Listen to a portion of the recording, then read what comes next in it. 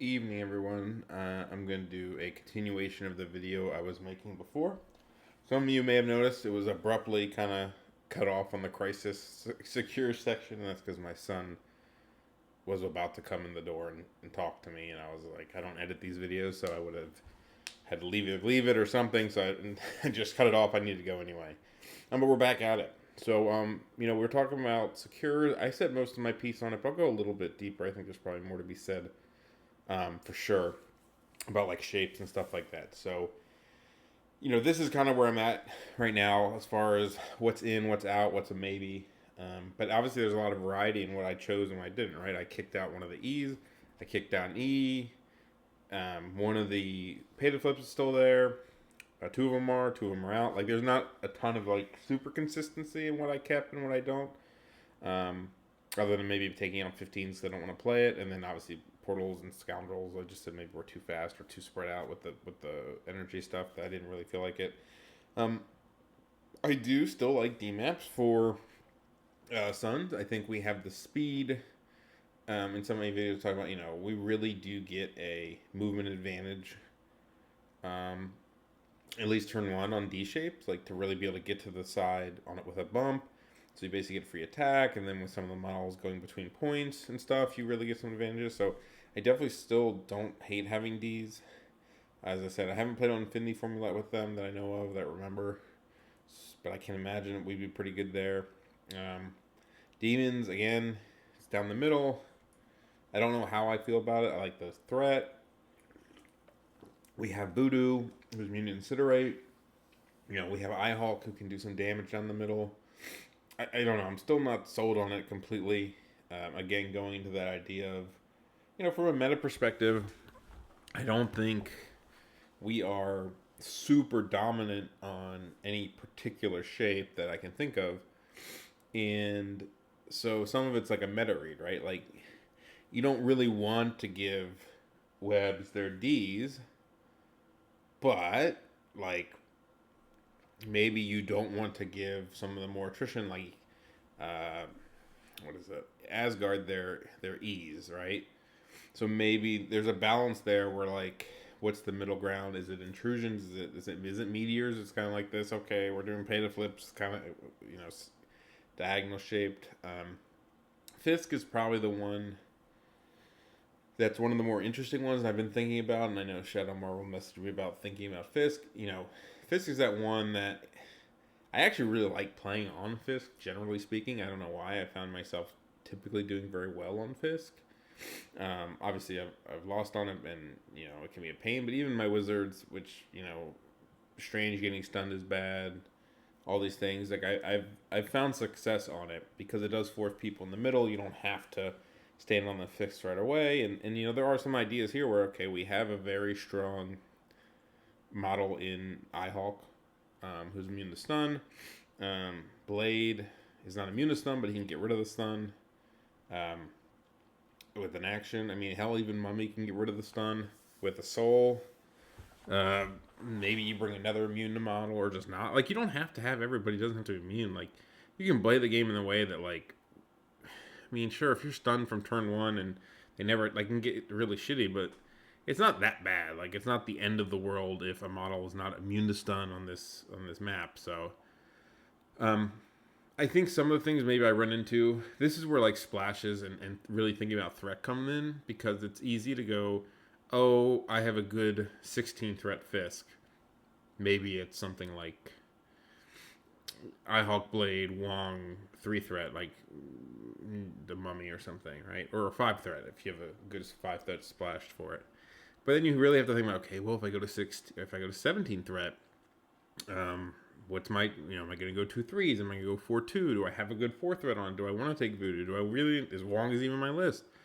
Do I have a splash 2 that wants to go in, or at 18, okay, I have a 5 and have a 5-2 Eyehawk Blade. Okay, is the 2 has to be Wong at that point because you need an affiliated model, unless the 5 is Werewolf, and then you can have like stuff like that where like it's great, like, oh, I have the coolest, like, best Fisk 16 in the game, and then the likelihood is you don't ever play Fisk on 16 because the enemy will pick their threat value on the extract if they think your 16 is that good and they don't have one, and and then you're at the, then you never get to play your Fist 16. And I was going somewhere with that. Oh yeah, no, like no one's gonna have paranoia. Okay, if you get paranoia Fist against webs or something, maybe you always get your 16. But not many people run paranoia to where you're like, oh man, I'm always gonna get 16. So I think that's also something to think about too. Is you should have a good Fist 16 because you could very well play it. Like you have to at least be decent on it, but also acknowledge that you probably won't get your 16. And there is some kind of layers here where when you look at extracts, and I was thinking a lot about Fisk while I was laying down earlier, and I was like, oh, I have this at least interesting Fist 16 where you take Blade, Eyehawk, and a 5, whether it's Werewolf or some other 5 splash that you do, A-Bomb, Namor, whatever. And then I'm like, well, if I could put on 16, what's my play there? Like, I don't want to go. Do I go 3-3, Mummy, blah, blah, and then 17? 17 was what I was thinking. I was like, what if I could put on 17? And then you got to kind of take a step back. And one thing to realize is, like, who's running 17s, right? There's only three 17s, which is a lot. But, like, 2 of them are cubes and Spider-Infected, and one of them is Alien Ship. So, if you're playing Spider-Infected, like, you're probably against, like, the Hellfires or the Webs. Spellfire don't take it, but, the Webs and stuff, like the fast-scoring teams, to where your idea might change of, like, oh, if I'm really running against that, I'm probably going to be against Webs, and then, like, if I'm running against Webs and there's Spider-Infected or Cubes, I probably don't really care if Voodoo's there. I might even want Voodoo in that case, so, so maybe I don't run Eyehawk, and then I run this, like, more spread out team, like they're gonna hate stun, but I'm gonna hate stun too, and I just accept it. But I'm gonna run all these mystic attackers. Like, there's like these layers there of like what combo are you gonna get paired with, and then what teams are likely to run those, right? Like a lot of people run Skrulls. So if you're gonna have a good team on, if they're gonna have Skrulls there, it's gonna be and they're gonna pick 20. Make sure you have a good thing there. A lot of people play that. 19 is a very common threat. People play a lot of Virus as one of the most popular. So there's a good chance you're playing on 19. So, like, if your team scales to 19 well from 16, like you have a good 3 threat to put in, then maybe you're happy. And it's just things to think about. Like, it's easy to go, like, I'm going to put in Fisk, and I might even try Fisk. Like, there are definitely things there I'm like, because it does, like, I think Fisk is probably one of the premier anti-scenarios where, like, a lot of people don't like it. Like, you don't see a ton of people run Fisk. And so it can almost be like a big FU to some teams and just be like, all right, I have Fisk in there. Maybe we get put on it. Maybe there's a chance, and it's just a brawl, and it's still something I like it. So I wanted to just kind of talk about that a little bit. Let's go to extracts though. So here's all the extracts. Is it? Did I get all of them? Yeah. There's 10. There's only 10. And so immediately I won't play Researcher. I absolutely do not think it's worth a restricted slot for us. It's not the right color. We're not good enough on it, in my opinion. We're not gonna. I've seen people run Paranoia 416 to run like Blade back before a lot of these 5s were alive, but Blade, Eyehawk, like 3 threat Wong, and just say, all right, I know it's fast scoring, but it's in the middle. We have a lot of thread in the middle. Eyehawk can go. So that's a sneaky one. It's a sneaky one I don't think I'd take because I really don't want to play against like Webs there.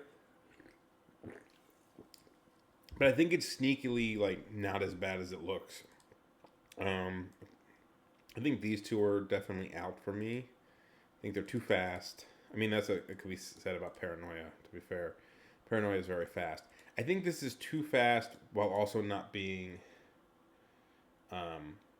at least Paranoia forces you to the midline. People could get hit by the 1 damage early on, and maybe we're better at withstanding it.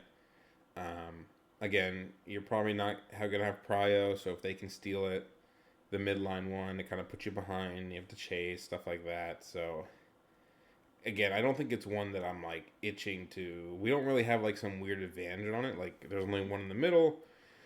if we don't have prio and they have a safe grab, we're kind of screwed in that sense. Like I want to put people near the midline, so I'm not going to run Montesi either for the same reason. Like it's kind of the same idea where if you play Montesi and you give up priority, which you probably won't get it, then they can just take the mid one. And if they have like a Namor or something for a safe grab, you're behind. And like I don't want to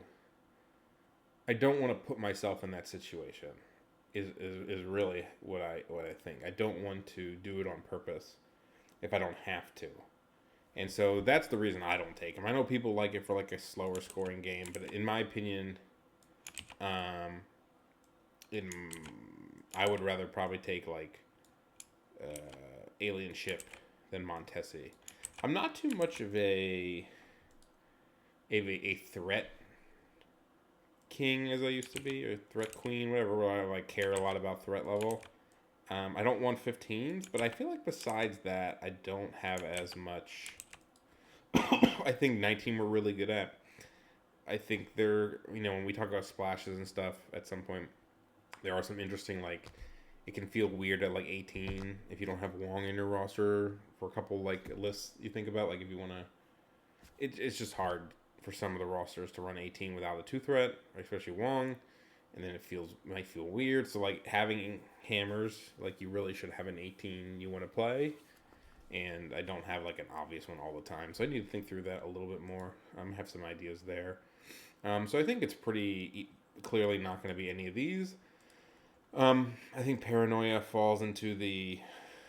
Did I make it a color? Yeah, I think Paranoia falls into like the not sure line. I think Paranoia and Alien Ship kind of come into, we'll call it the yellow, which I did for the others, where it's like. I don't feel a strong orange, I guess. I don't feel a strong sense to like do either of those, but I could definitely see a world where I do. So like for example, Virus and Alien Ship are very similar. They're on the center line. One's 17, one's 19. I think we're better at 19. I think 17 has some weird threat values for us. I think there's a couple 19s out there that are pretty actually solid for us, and 17 in my head, it feels weird to go down that. I mean, there's a couple 17s that could work, I think, actually. I would probably have to try it more.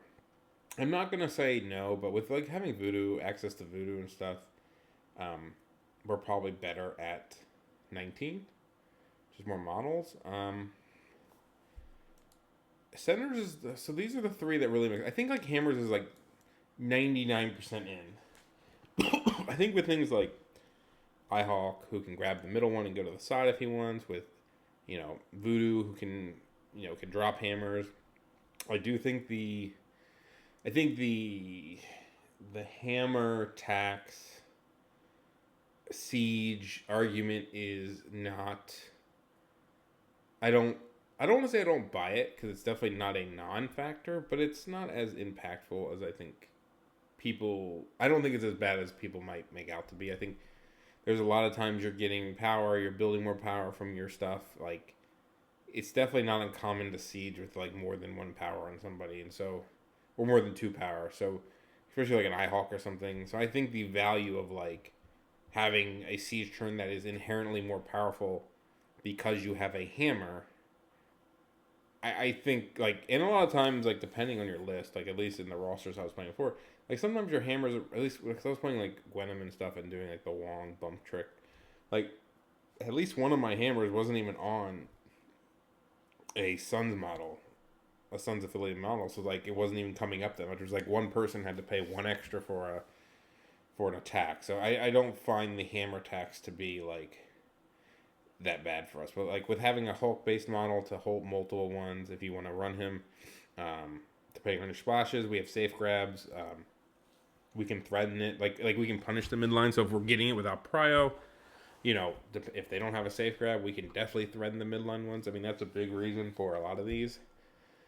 I mean, we can talk about the 4 main ones about. So I really feel like these two. I think it's really depending on these two right here, Skrulls and Senators versus each other, and maybe even Virus. I guess I could see any combination of these three. I wouldn't. if somebody came to me and didn't like had any of these three as a combination, I probably wouldn't say anything. The more I think about paranoia, the more I'm kind of like, I don't see myself going down that route, at least right now. And I think alien ship probably not. So the reason Senators and Scrolls are at least interesting, and I do like some interesting ones. Like Senators is hard because I think there was a lot of measurements that Suns are very good at Senators on. Like Bump really turns on some of the Senator stuff, whether it's stealing an enemy Senator or and bumping backwards, bumping to a side D, just like the threat range of like affecting people's back Senators or if they try to dive yours. Like I can't go over everything. I think the Lockjaw video had some insight on like him being good on the Senator map, like where he can teleport somebody up to start threatening Senators, and then like he walks up and takes one in the back, and like okay, so now like okay, iHawk gets to like get teleported up the board, or somebody does, like, or you double teleport, like whatever you want to do. Like there's different setups. So I'm definitely like kind of pro Senators. There's always gonna be stuff where you can get like kind of hella screwed on it with like if somebody's just way too good on Senators. But I feel like you have the tools to threaten them and like go get them and really make a mess of things. Scrolls again, depending on what your splashes are, like a normal Namor, an A-Bomb, an Angela. Back when we would think about her, like they can steal an enemy Senator, and I think if you have priority, or Scrolls, sorry. I mean, technically Lockjaw can, but if you get pushed forward, you're kind of screwed. I mean, I guess it's less cool if you don't get it with Prio, which I guess you're not, but a lot of people take Scrolls, so like I guess it's not as much of a choice. Like in that situation, like if you're having Prio, you're probably picking your Secures. But like being able to threaten the enemy back Senator is pretty good. It kind of forces them to in some awkward positions. I think I don't have Scrolls currently. I think it was just I know I definitely took it out of my convo. I think it's gone from my currently, but I'm just testing other ones. I think if I had a splash that could go grab the enemy one that isn't Lockjaw, I'd be much more inclined to like run it, like an A-Bomb or a Namor, because like it really does. Like I think you can basically say it's still weird though, because again, like you taking it doesn't matter in the context of yes, us having it doesn't matter in that context because we wanted it with Prio. If you don't have Prio, then like you can threaten to take theirs, but like then they have the setup to just get the two side ones, but of course you can set up to kind of punish that. Like it is a really punishable one. And like one thing that I like is like Danny is technically a medium mover who can, or small base medium mover who can actually get the mid one for you and still get a move because he can walk, bump, grab it, and then he gets to move, which is nice because like Blade can't do it, and we don't have any, sending Voodoo or some other high threat medium mover to do it seems kind of lame. So that Danny's nice for that situation. Like I like it there. So I'm not sure. I'm still debating. I mean, this is going to be ebb and flow of just playing and testing things. I think the secures are much harder to lock down. I think you're probably going to pick three. I am. Not saying you. Again, you play what you want. There's people who want to play Researcher. I will probably pick three of these, as if I had to guess. But a lot of, like I said, like a lot of these decisions going back and forth, it's kind of circular in a sense of it affects your splashes, it affects what models you take, it affects your teams. Like, not really the team tactics cards, but it does, like if you have somebody, if you splash Namor, you might be more inclined to take Scrolls because you have the chance to threaten it, like all these other things. And then, if you take If you want to take Gwenum as a splash, you might be more inclined to throw D's into your main shape. What is your plan going to be? Are you a Ihawk first player? Maybe you just take Fisk, Meteors, I don't know, Demons or Intrusions or something. I really need to get, like, more Ihawk. I've never played a Middle Hawk. Ever used him. And he's been in my list for some of it. It's not like he's always been out of it. I just never use him. And I really need to, because I really need to get a feel for him and see if I like him enough to, like, is he this break glass when needed type model, or is he like, I want him to be, I want to build for him, so I'm going to take things that he's really good at. We can talk about team tactics cards. It's blank here, but I don't think the team tactics card conversation is all that interesting with this Midnight Suns. I think you basically have Siege and Bats as your two affiliated cards that you're probably going to take most of your games. You're always going to take Siege. Okay, so let's just start off. You're always going to take Siege. You're probably always going to take your two restricted. So I have Sack and Brace. I'll probably stick with Sack and Brace. I like it. I'm very used to having it. Patch Up is fine. I don't really rate a lot of the other ones that well. I'm not going to make a fuss if people want to take Patch Up or Fallback or Sack or Indomitable if they really want. I think you're always going to take Brace. I don't know if I've ever not taken Brace in a roster. Take your restricted that you want. And then, like, the rest is kind of like, okay, if you take Danny, you're going to take Heroes for Hire. You probably want one below all if you have Hawk. I had Red Skull 2 in this list, so I had Cosmic Obliteration. If you take anybody, if you take Ghost Rider, you're going to have his deal with the devil. You're probably not going to have his card. I don't know about Werewolf's cards if I like them. Mummy's cards is always an interesting one. It's not really about, like, fitting in your 10.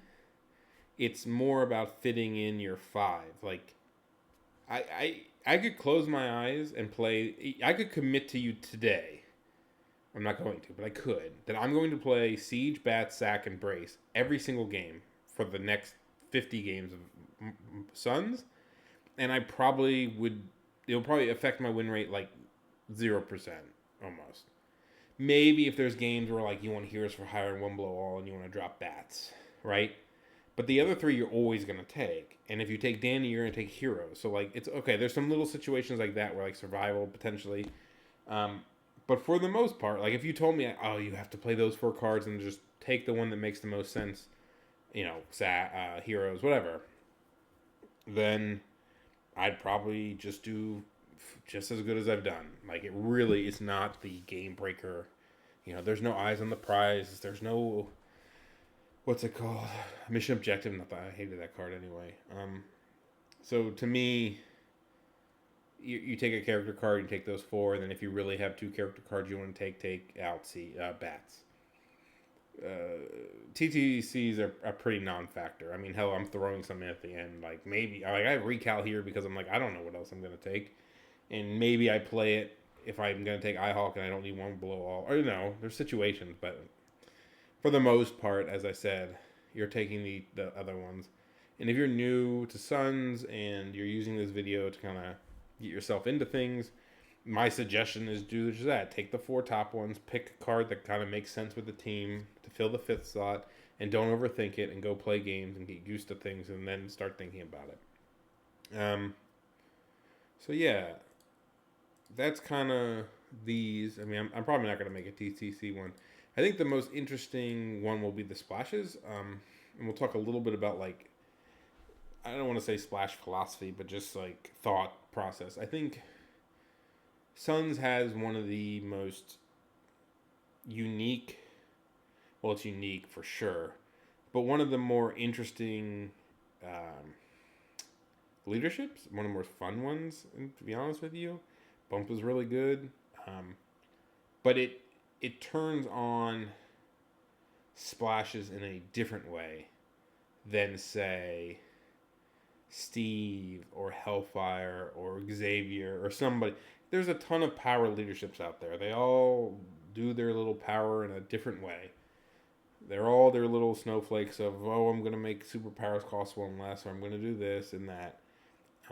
And then you have like those are actually uniquely, and they do affect strong character effects when you get charges for free and stuff like that.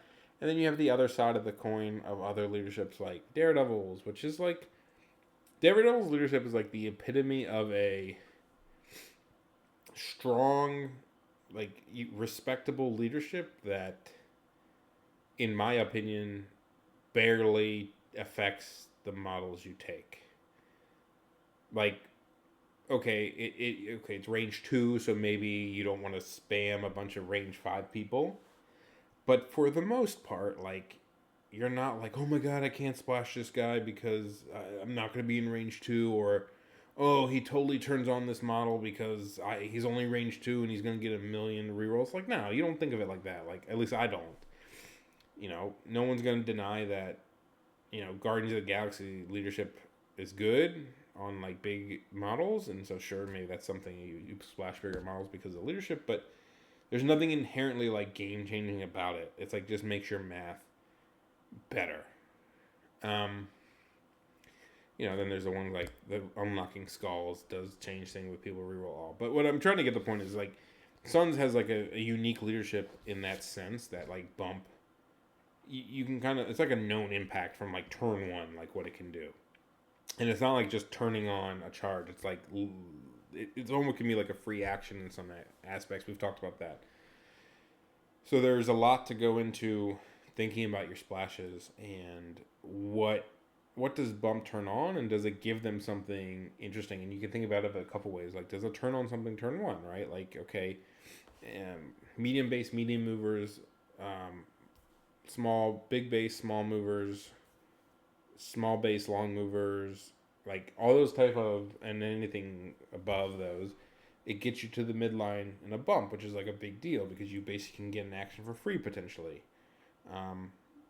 We have a lot of models that can safe grab, like true safe grab now, like in Lockjaw, Hela, Bill. I think those are only technically Baron Zemo with I Am a Baron, but I would not suggest that one.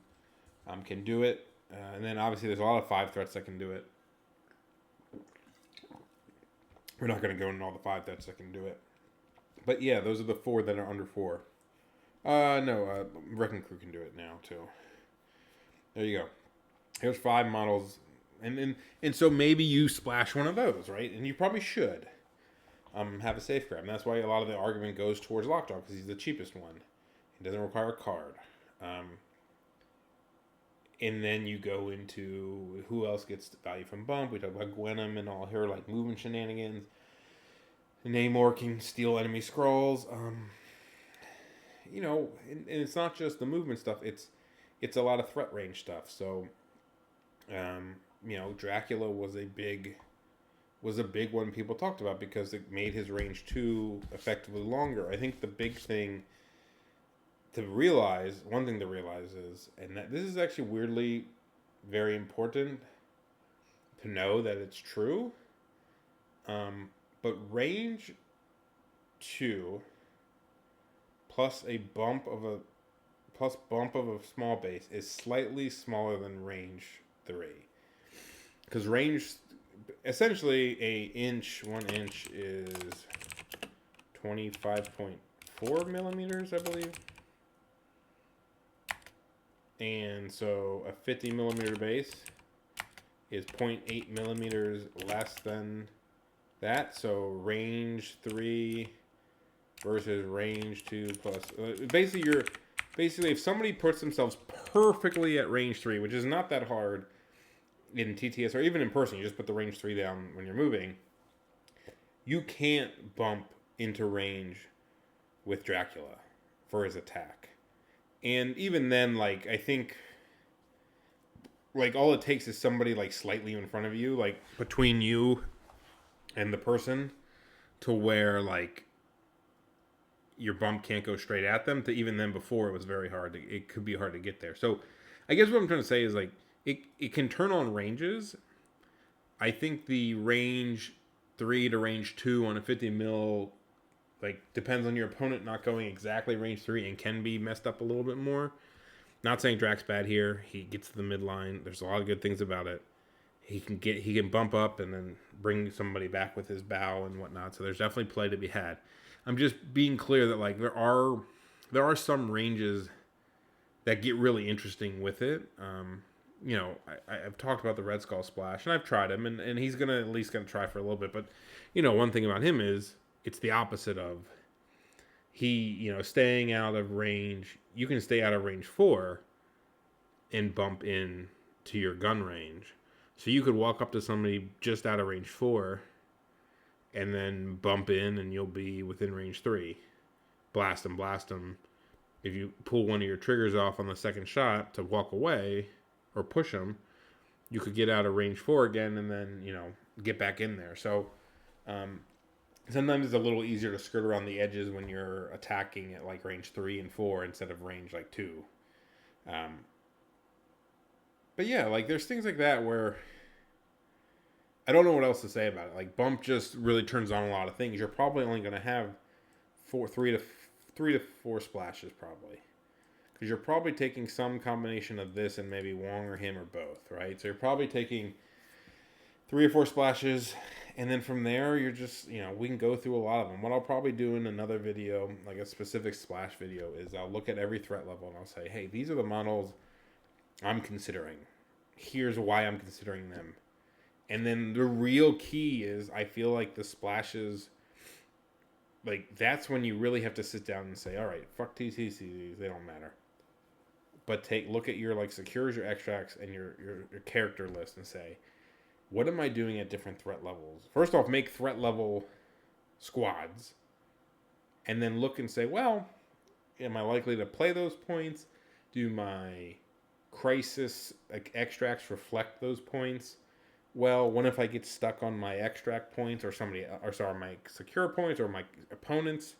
So like a big one you can think about, like if you take Cosmic Invasion, like the real chance, like you better be good on 16 to like some extent. Like you can't just be garbage on 16 and then hope when you roll Cosmic Invasion, you're suddenly good on. So I'll give you an example. Like to go 5 wide on Cosmic Invasion, you essentially need 4 3s or you need a 2. And so I'm not taking 4 3s in this roster. So I would have to have a 2, right? So I'd have to take Wong or Bullseye. And that's fine, but like if I'm going to take Cosmic Invasion, I probably better make sure I take a 2 threat. Because I don't want to rely on going... I guess you could go 5 wide with like a Red Skull or something. That would be an interesting team. It's actually not a bad team. To be completely fair. You could take like Red Skull, Voodoo, Blade, Mummy, and then just use your Red Skull grunts on the back point. And so he basically acts as Wong. That's probably, and that's a whole other thing too, like to go down the path of like, if you take Red Skull 2, who has synergies with bump and stuff and has some downsides and stuff too, if you take Red Skull 2, can you just use him instead of taking it? You can basically go one less wide than what you're thinking about. You can take these 4 wide 17s on these D shapes and put him in the back, put his grunts in the back, and just be very aggressive with the rest of your team and say, okay, well, sure, the grunts can die and they're not that hard to kill, but like they're not much easier to kill than Wong is. They do range 4 shooting. Wong doesn't do that. So like Wong by himself on a back point is not much better than the grunts. And at least if the grunts die, they like come back next to Red Skull and can start doing shit. And you're not wasting threat. Like Red Skull by himself without the grunts is still a very powerful 5 threat model shooting wise. So that's like the thought process there, where like people diving the grunts are not like getting much threat value. They're just going to come back next to Red Skull and he's going to start shooting. Yeah, so that's what I'm trying to get at there.